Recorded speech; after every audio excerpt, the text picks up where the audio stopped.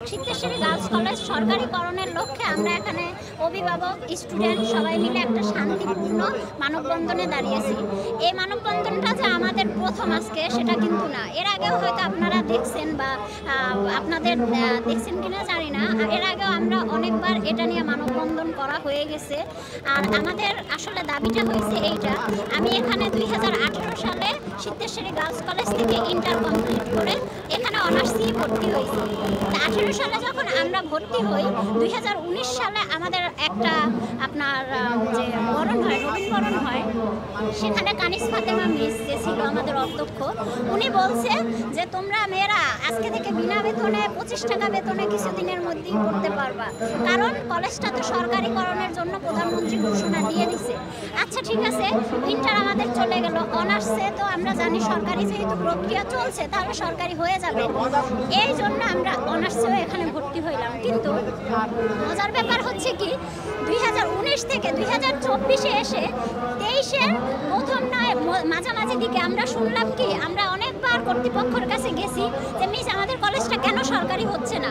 তারা বলল কলেজের ভিতরে একটু সমস্যা আছে, হবে 23-এর মাঝামাঝি গিয়ে আমরা শুনলাম একমাত্র ডিড অফ গিফটের কাগজ বাদে কলেজের সব প্রক্রিয়াধীন শেষ। ডিড অফ গিফটের কাগজটাই হচ্ছে এখন শুধু বাকি, যেটা দিলেই কলেজটা সরকারিকরণের জন্য প্রধানমন্ত্রীর কাছে সব কাগজপত্র জমা দেওয়া হবে। ইভেন ডিড অফ গিফটের কাগজের জন্য অনেকবার হাইকোর্ট থেকে চিঠি আসছে, কেন ডিড অফ গিফটের কাগজটা দেওয়া হচ্ছে না।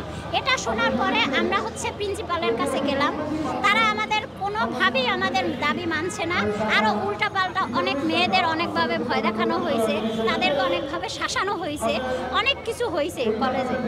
তারপরেও আমরা মানববন্ধন চালাইছি, আমাদেরকে রাস্তা থেকে উঠাই দিয়ে আমাদের চেয়ারম্যান স্যার আছে, কমিটির স্যাররা ছিল, তারা বলছে তোমরা যাও, আমরা ডিড অফ গিফটের কাগজটা অতি শীঘ্রই কলেজ থেকে দেওয়ার চেষ্টা করব।